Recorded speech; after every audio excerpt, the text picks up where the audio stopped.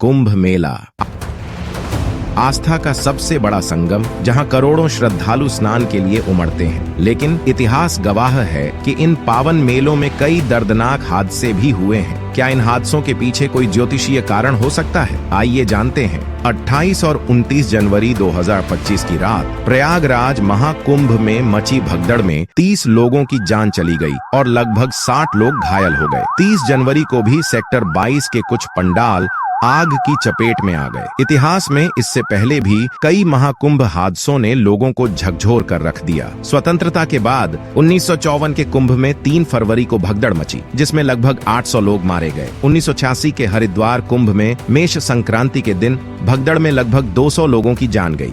वहीं 2003 के नासिक कुंभ में 29 श्रद्धालु मारे गए थे। 2013 के प्रयागराज कुंभ में भी ऐसा ही हुआ, जब 42 लोगों की जान गई। लेकिन सवाल यह उठता है कि क्या इन घटनाओं के पीछे कोई खगोलीय शक्ति काम कर रही थी? ज्योतिषीय दृष्टि से देखा जाए तो मंगल, गुरु और शनि की विशेष स्थितियां इन घटनाओं में महत्वपूर्ण भूमिका निभाती हैं। पहला ज्योतिषीय कारण, मंगल और शनि का षष्टक या द्विर्द्वादश योग। जब मंगल और शनि एक दूसरे से छठे और 8वें या दूसरे और 12वें भाव में होते हैं तो यह विनाशकारी घटनाओं को जन्म दे सकता है। 1954 के प्रयागराज कुंभ में मंगल वृश्चिक और शनि तुला में था, जिससे द्विर्द्वादश योग बना। इसी तरह 2013 के प्रयागराज कुंभ में भी गुरु और शनि की षष्टक स्थिति थी। दूसरा बड़ा कारण, कुजस्तंभ। जब मंगल 150 से अधिक दिनों तक एक ही राशि में ठहरता है तो यह अनहोनी का संकेत देता है।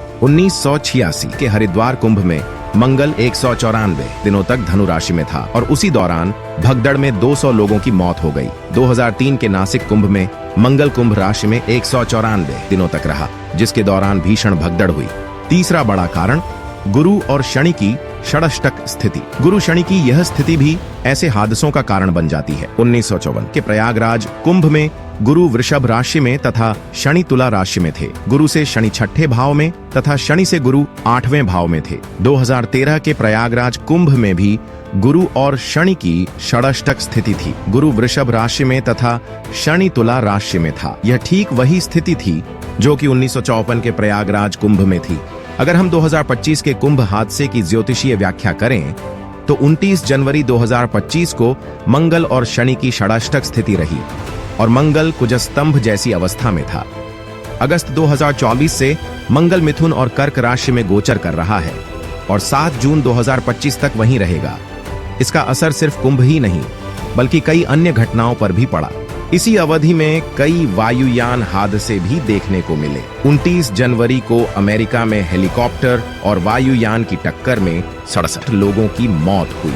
आखिर क्या ज्योतिष विज्ञान हमें आने वाली आपदाओं के संकेत दे सकता है? क्या कुंभ आयोजकों को ग्रहों की स्थिति का आकलन करके सुरक्षा उपायों को और सख्त करना चाहिए? भविष्य चाहे जो भी हो, आस्था और सावधानी का संगम हमें आगे बढ़ने की सीख देता है। अगर आपको यह वीडियो जानकारी पूर्ण लगी तो इसे लाइक करें, शेयर करें और हमारे चैनल को सब्सक्राइब करें।